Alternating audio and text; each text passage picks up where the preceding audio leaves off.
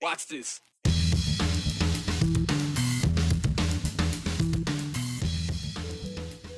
Taking first doesn't always mean you're a winner. It's the case for local renters, who are stuck paying increasing monthly dues, unable to save up enough to make an investment for their future. One of the best crossovers in equine history didn't stop at one: how researchers duplicated the mule and made history in the process. Boise is #1 in a lot of categories, like best for working families and best run city in the nation. That's according to some lists.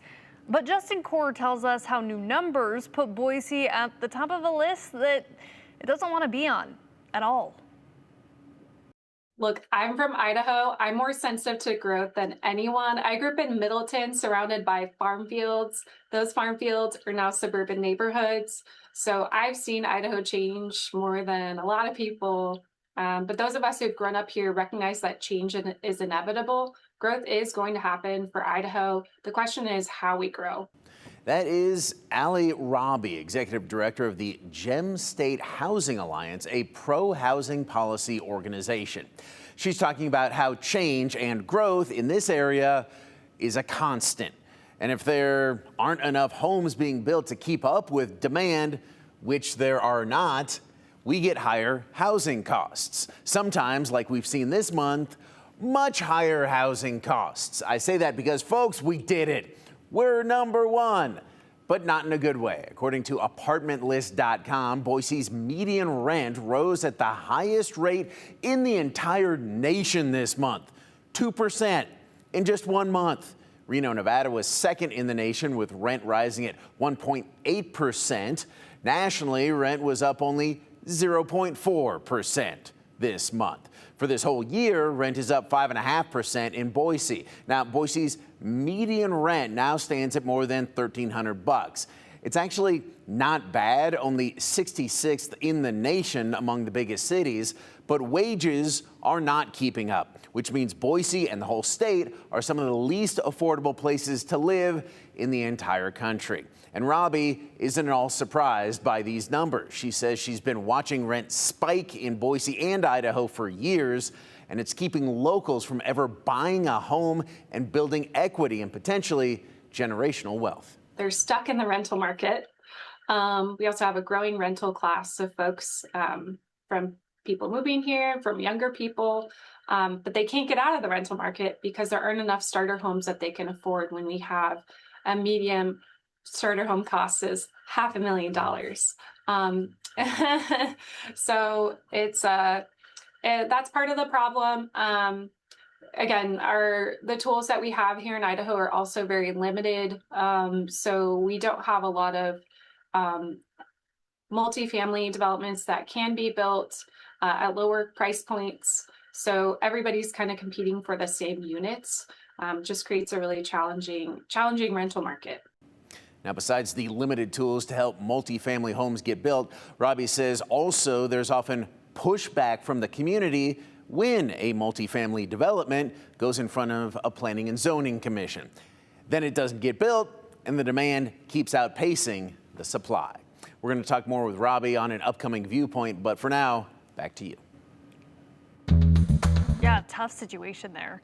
All right, tomorrow is the deadline for signatures. There are two initiatives that two separate groups want to put a vote on this November. Now, the Natural Medicine Alliance of Idaho is trying to get the Idaho Medical Cannabis Act on the general election ballot. Now, that act would allow the use of medical cannabis by patients with certain conditions. Some of those conditions include cancer, AIDS, epilepsy, and Alzheimer's. Another could let voters decide a high-stakes health care issue. Now, Idahoans United for Women and Families are hoping to get the proposed Reproductive Freedom and Privacy Act on the ballot. It would bolster reproductive health care, including contraception and fertility care, and restore access to abortions, while also protecting patient privacy and shielding doctors from legal penalties.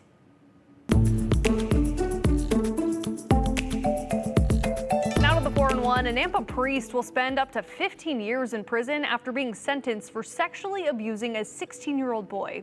Robert Mendez Escoval, known in the community as Father Toto, pleaded guilty in January to one count of sexual battery of a minor. A Canyon County judge sentenced him today to 15 years with 3 years fixed, meaning he's eligible for parole after 3 years. He must also register as a sex offender and have no contact with minors without parental consent. The Boise Cascade Company will need to pay $6.3 million for timber trafficking. Boise Cascade pleaded guilty for violating the Lacey Act. Now, the Department of Justice says between 2018 and 2021, Boise Cascade's Pompano location bought plywood from Horizon Plywood. And in 2019, Boise Cascade bought, sold, and transported plywood from Horizon, knowing it was illegally imported from China. The DOJ says Boise Cascade knew the wood was illegally imported, violating the Lacey Act. The company was sentenced to pay $6.3 million, which is twice their gross profits from that illegal wood. And it is almost time for you to tour the St. Jude Dream Home. This year's Dream Home is in the Valor community of Cuda. Its estimated value is $900,000. All of the proceeds benefit St. Jude Children's Research Hospital.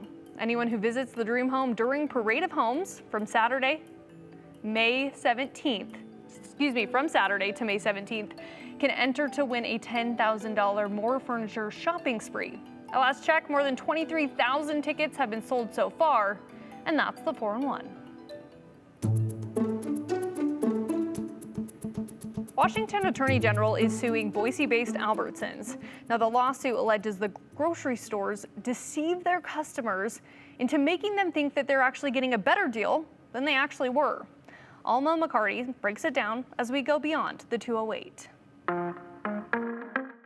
It is a false and misleading marketing campaign. Washington's Attorney General Nick Brown announcing a new lawsuit Monday against Albertsons Companies, one of the largest grocery chains in the country. Our investigation found that these stores artificially hiked the prices of products in the days and weeks leading up to a buy one, get one free promotion. Then the stores lower the prices within about 30 days after the deal is over. The AG alleges this happened millions of times in Washington at Albertsons and Safeways, with the stores raking in nearly $20 million total from these, quote, improper transactions. One example spelled out in the lawsuit points to this Albertsons in Battleground, where the price of a bag of hoagie rolls was $3.39 on March 7th, 2023. The very next day, it was nearly $1 more during a BOGO promotion, priced at $4.29.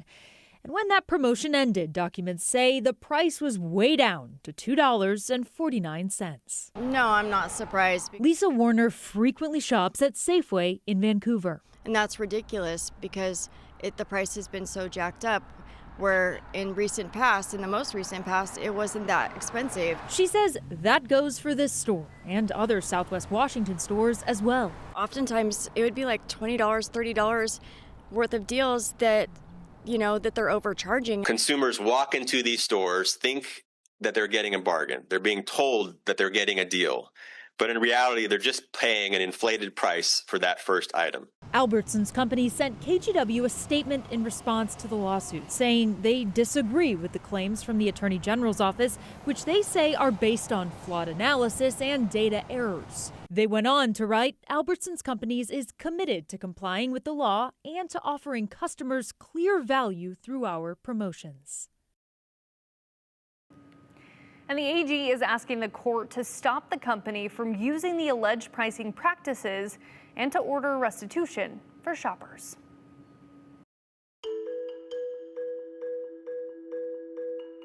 Saddle up. There's a hybrid meant for the trails, not the road. And the key to its future, researchers at the University of Idaho. And if that or other stories has you talking back at your TV right now, we want to hear it. Have any comments, thoughts, or questions? Text us at 208-321-5614, and we might just share them at the end of the show.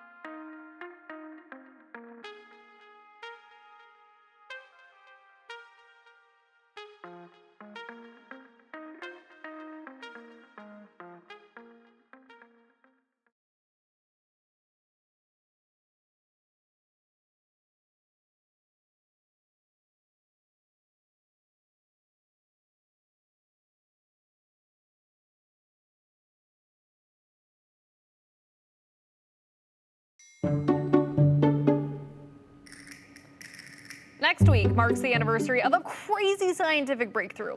On May 4th, 2003, scientists at the University of Idaho did something no one had ever done before.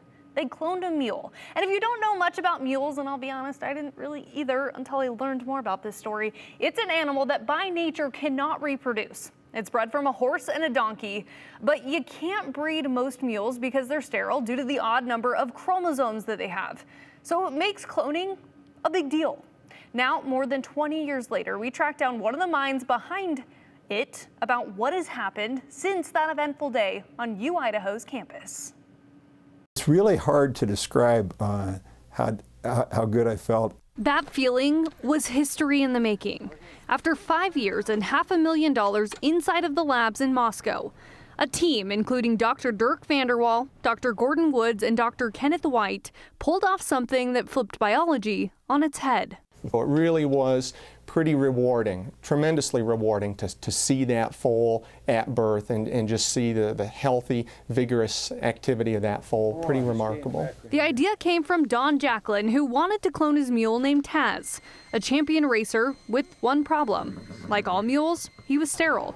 So if you can't breed it, you try to copy it. And in 2003, Idaho Gem was born, the world's first cloned equine. I can honestly say I saw him when he was a single cell. As for Don, he hoped he'd get the opportunity to race Idaho Gem to put it to the test. They're owned by the university, but I certainly hope that I can somehow arrange for a lease arrangement to allow me to take the animal and put him into racing and see how he performs and how well he does, because he's certainly got the genetics to do it, and obviously the physical appearance and the adrenaline that he shows today.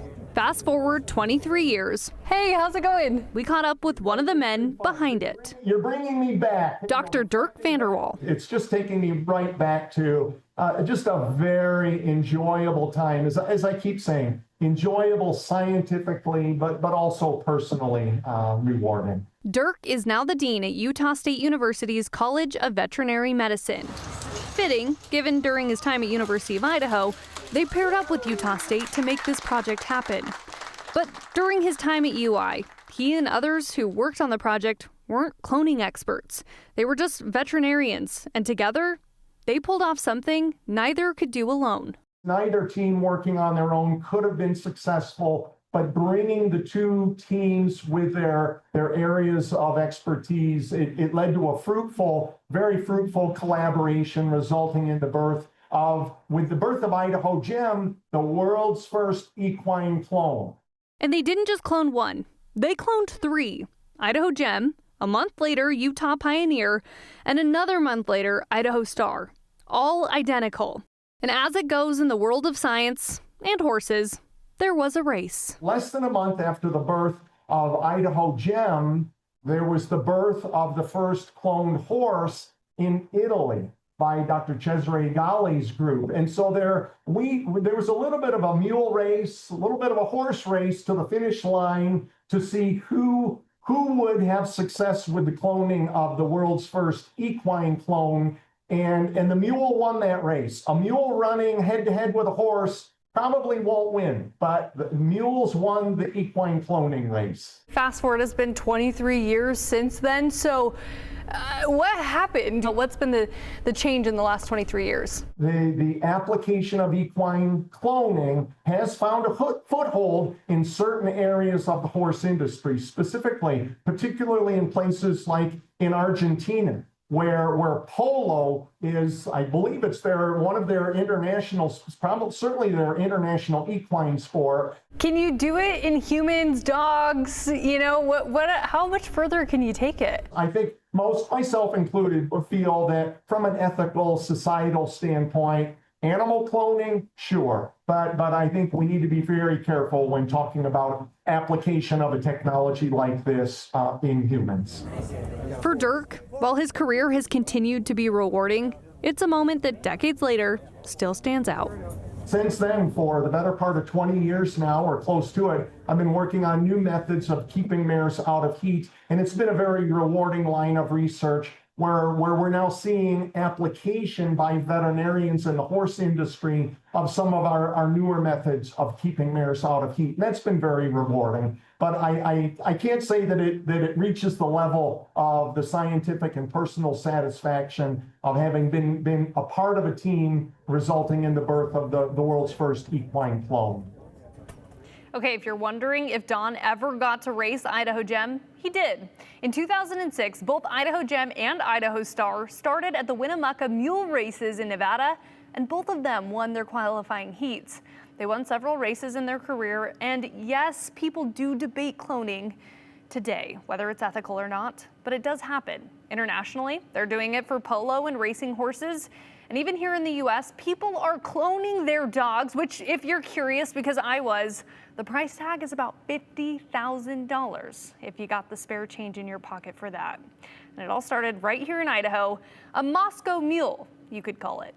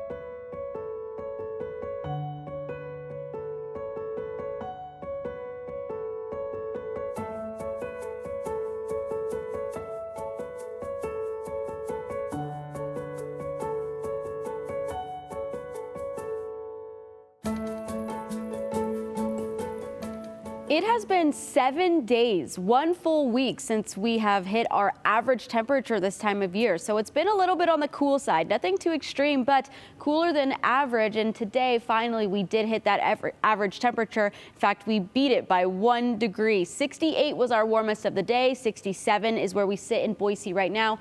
15-mile-per-hour winds currently, so just slightly breezy outside, but pretty pleasant afternoon nonetheless. Ontario did hit the low 70s earlier, but now in the upper 60s. Same goes for Mountain Home, Magic Valley in the low 60s, mountains currently in the 40s to 50s. There's also a few showers happening in the mountains. That unsettled weather pattern where the precipitation returns in the afternoon has set up once again today. But this will probably be the last day this week that we see this. Owyhee County seems to have some of the most of that precipitation right now as that trough overhead is exiting to the east. Meanwhile, high pressure building off to the west. It will trek east over the next several days and probably sit overhead on Saturday and Sunday. Today, though, we do still have a chance at seeing some isolated non-severe thunderstorms in some spots across Idaho. Boise is on the outer fringe of that possibility, but the chance is still there, even though they are slim. We could see some lightning strikes. Jumping to tomorrow, that chance diminishes quite a bit. Only the far southeast corner of Idaho seems to have the possibility of some stray thunderstorms potentially. We will see warmer temperatures on the other hand, though. Even in the mountains, we're going to be in the mid 50s, low 60s for spots like Haley and Fairfield. West Central Mountains will have some areas in the upper 60s like Garden Valley, Council, and Riggins, even pushing close to that 70-degree mark, which of course the Treasure Valley is expecting to break tomorrow. It will be very sunny in the low 70s, again several degrees above average by tomorrow, and that's just the start of our warm-up all the way through the weekend. We are expecting to hit the low 80s on Saturday and Sunday in Boise, so that's a 10+ degree above average range. These are temperatures normal for the summertime. Saturday could be slightly breezy. There is an AC Boise game, so just keep that in mind, but temperatures will be warm if you're planning to tailgate. 80 degrees, cooling to the upper 60s likely by the time you're heading home. Sunday then a touch warmer, the warmest day for the next week ahead. Starting the next work week, Monday and Tuesday, slight chance for precipitation, not a ton, but worth a mention, and we'll continue to monitor that right now. Let's go ahead and look at some traffic now that it is after 5 o'clock. We can see all that traffic is westbound on I-84 moving through the Treasure Valley from Boise to Nampa. I would say I-84 westbound probably still your best bet if you are heading in that direction. 2026 Chinden Boulevard and Highway 44 are also backed up in some areas, so might as well take the interstate if you can. About 35 minutes from Boise to Caldwell right now, so a little slow moving just overall west through the Treasure Valley.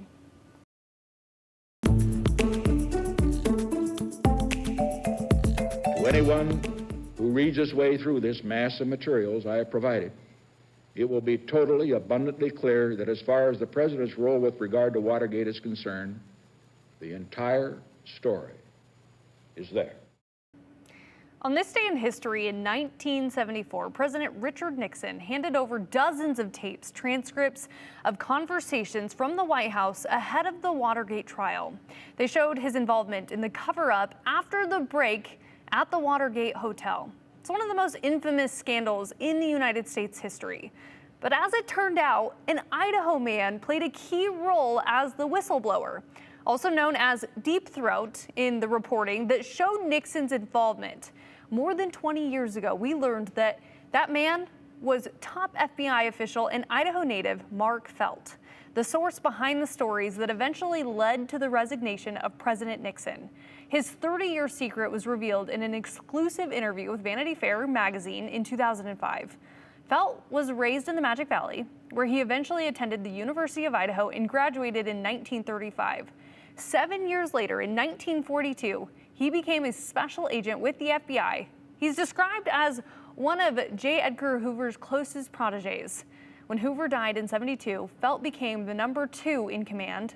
This was also the year he was inducted into the UI Hall of Fame and the year he became forever linked with the Watergate scandal. He passed away in 2008, just 3 years after his role in the scandal was revealed. He was 95.